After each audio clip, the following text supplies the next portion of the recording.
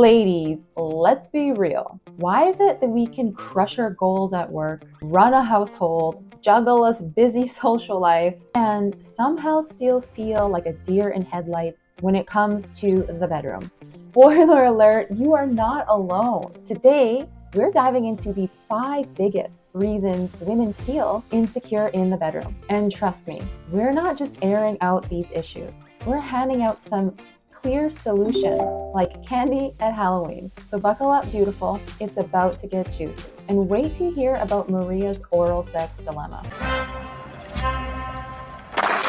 Yeah, you'll want to stick around for that. All right, first up is body image issues. Yep, the good old am I sexy enough spiral. Society has us all thinking we need to look like a photoshopped doll in real life. Cellulite, stretch marks, heaven forbid, a little tummy jiggle. Gasp! Cut the lights off policy is in play. Enter the dilemma of my past client, Jessica. She was 32, mom, and always needed to have the lights off during sexy time. Why? Because those postpartum stretch marks had her feeling like she was staring at a horror movie instead of a steamy romance movie. Even though her hubby was like, babe, I think you're gorgeous. Jessica was always too busy under the sheets to even want to hear it. But here's the twist. I had Jessica start doing mirror work. Yep, literally staring right at her stretch marks, standing in front of a mirror naked,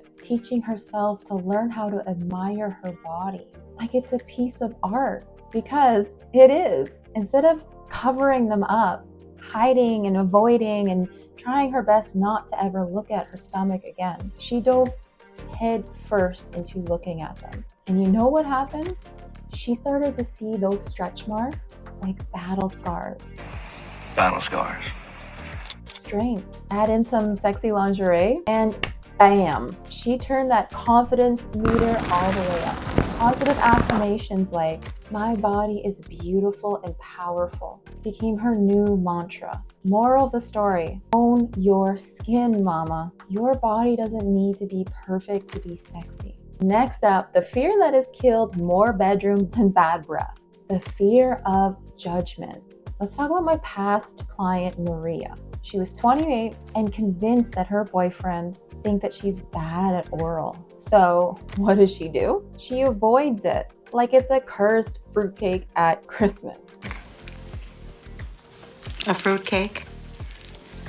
But here's the gag, literally. When she finally opens up to him, he says to her, what are you talking about? I love it. Plot twist. Maria learned how to communicate. Yes.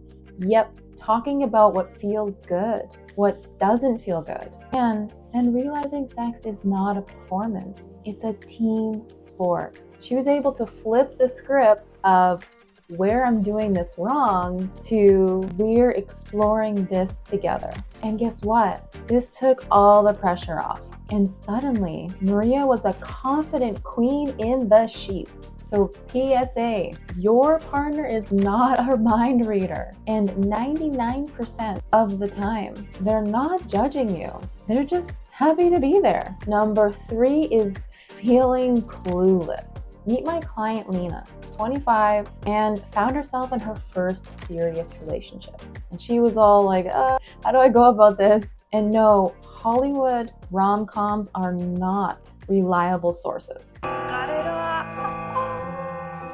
Lena was so embarrassed that she didn't know how to initiate sex. But here's where Lena flips the game. She was able to dive into sex-positive books and listens to podcasts that normalized exploring pleasure. Then, drum roll please, she starts self-exploring. I'll leave a link in the description below of the course that she specifically followed along for this. So yeah, getting to know what she likes so she can then show her partner. And then instead of treating sex like that final exam, Lena and her partner turned sex into a playful adventure, trying new things, laughing when it gets awkward.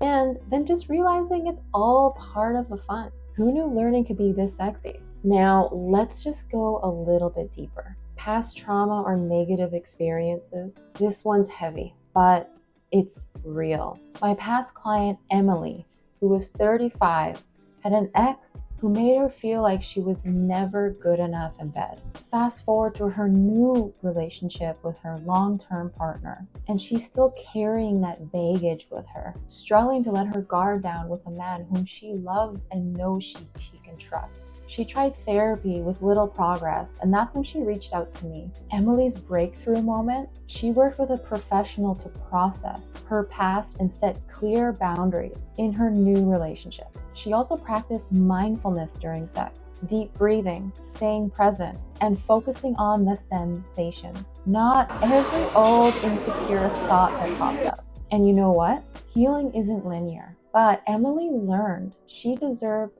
pleasure without carrying past shame. If that's you, know that support is out there, and you are not broken. You, my love, are a work of art in progress. And finally, societal shame. Yeah, the old good girls don't talk about sex nonsense. Meet my past client, Rachel. She was 30, raised in a super conservative house where sex was the thing that nobody talked about. Now, she was feeling guilty even when she was having fantasies.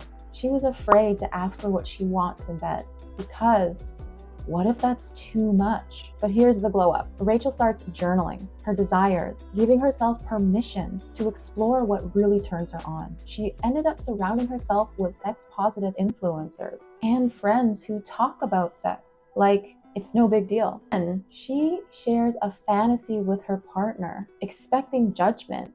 But surprise, he's into it too. What? Did we just become best friends? Yep. Moral of the story, your desires aren't dirty. Your desires do not make you dirty. They're yours. And that's powerful. So whether it's body image, fear of judgment, lack of experience, past trauma, or societal shame, just remember, confidence in the bedroom isn't about being perfect. It's about being authentic, present, and fully connected to your pleasure. The more you embrace you, the more magnetic you become. And trust me, that's irresistible. So if you enjoyed this video, remember to like, subscribe, and share with your girls who need a pep talk from your Auntie Chels. Drop a comment below which tip resonated with you the most. And I'll see you in the next one. Up here.